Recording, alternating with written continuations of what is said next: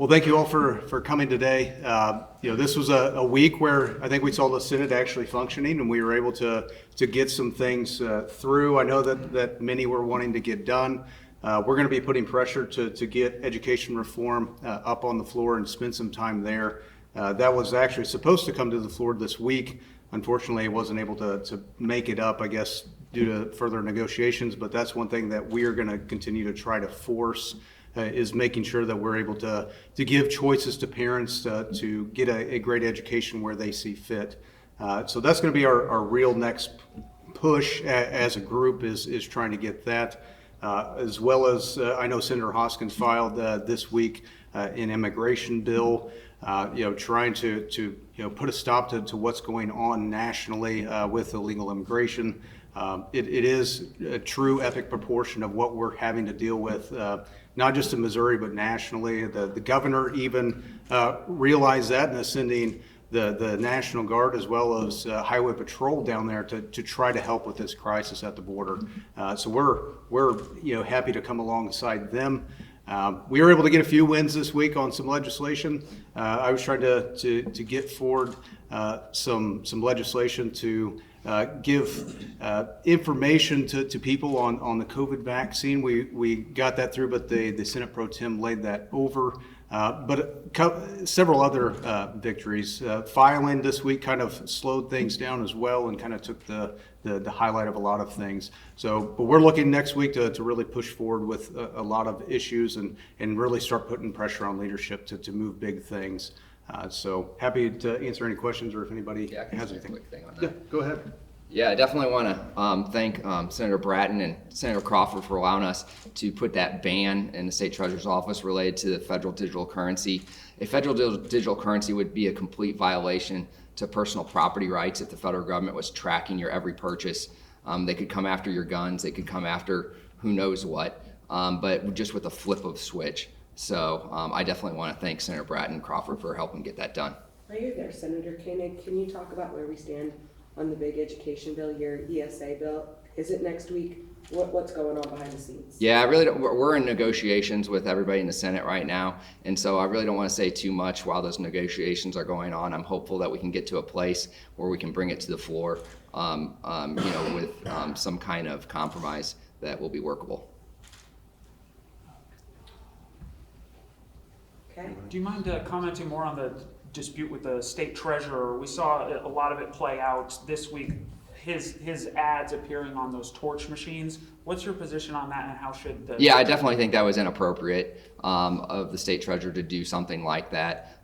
Those machines are, definitely questionable, and they should not be advertised on that. And so, and I also thought it was inappropriate for him not to show up to a committee meeting that was asked for in the House. He should have showed up and answered questions right away. Question for anybody. Speak about the Attorney General filing the lawsuit against Planned Parenthood of Great Plains. Oh, absolutely. I think it's fantastic. Our Attorney General is really going after the bad actors, and Project Veritas really proved that what we've been saying is occurring showed that it is actually occurring. So we're glad to see him defending life and making sure that these sorts of egregious actions aren't occurring in the state of Missouri. And I really, in speaking with him, feel really good about his position and what he's done in his lawsuit. I think he's going to be victorious. The House passed, gave initial approval this week to legislation that would bar public funding to go towards abortion clinics like Planned Parenthood, and would do it through the statute instead of the budget. If something like that were to go through both chambers this session, would that make a clean FRA more tenable, do you think?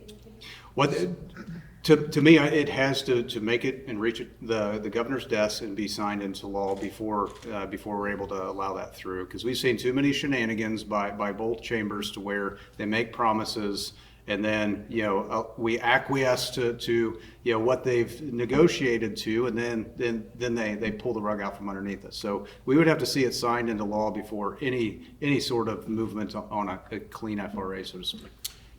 I'll add one thing to the FRA. In past years, whenever we have passed the FRA, it's always come with another sunset. So the underlying bill that was filed by Senator Huff is a permanent FRA and would take away the legislature's ability to continue having this conversation about whether that's a program that's a tax that we want to continue levying on Missouri healthcare. So I think that getting past the issue of the pro-life issue of defunding Planned Parenthood, I would consider that a great step in the right direction, but I would caution to say that that's the only obstacle that an FRA renewal is facing at this point. And 2.5 years ago, we went into special session on the FRA tax renewal. We were in special session in June, and we had 2 separate bills, one to defund Planned Parenthood and one with clean FRA. We were made promises that both of those bills were passed.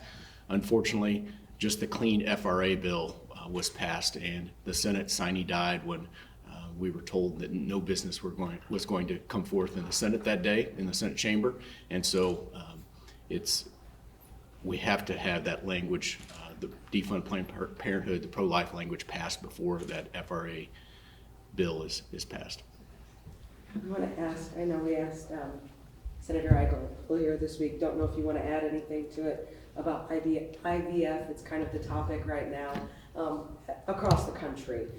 Do you support IVF? And then I have added on to that. But. So I want to make clear, one, I'll say this again, and I said this over at the Secretary of State's office a couple days ago, I believe that life begins at conception.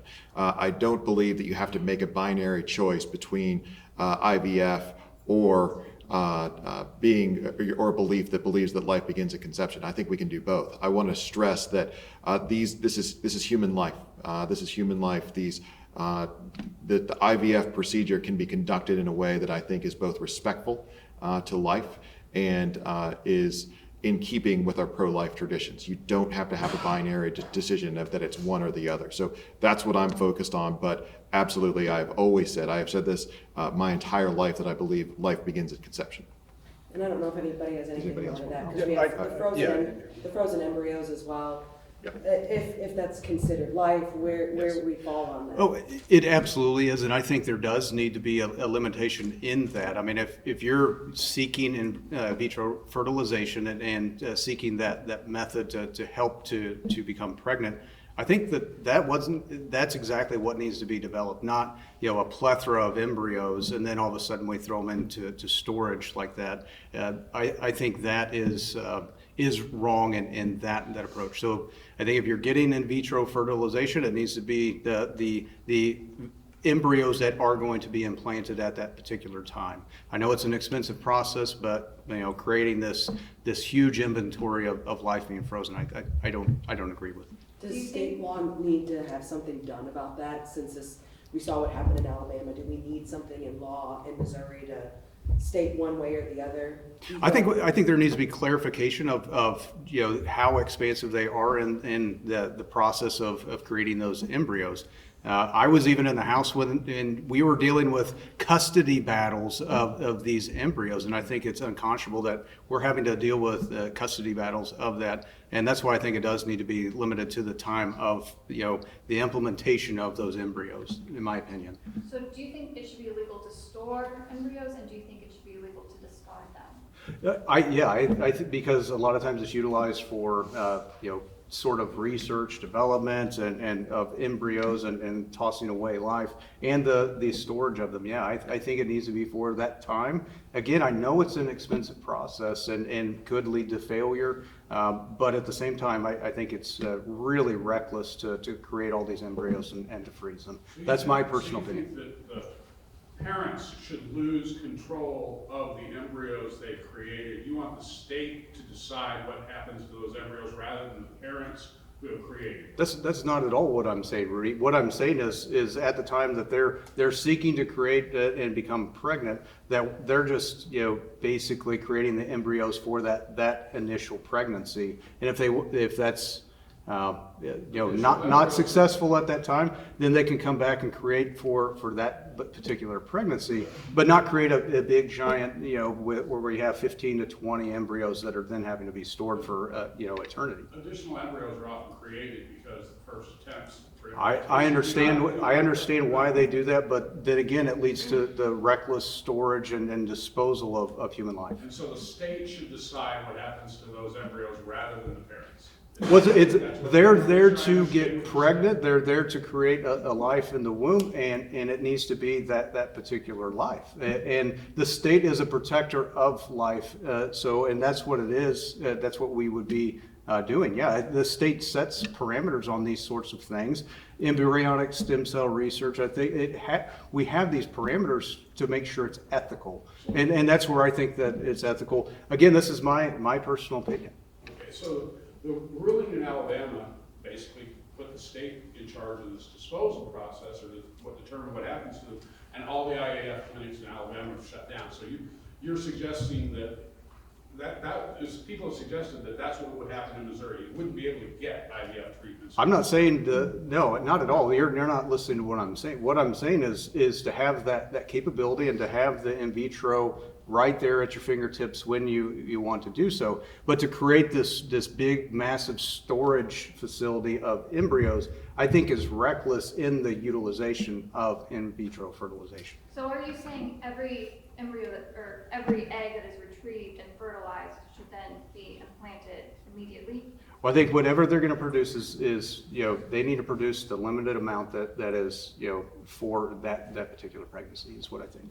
You all have pretty much called yourself fiscal conservatives, and all of you at one point have said we need to strip some money out of the budget. Just kind of how your thoughts are about supplemental budget to send or to approve $2.3 million to send troops and Missouri State Highway Patrol troopers down to the border.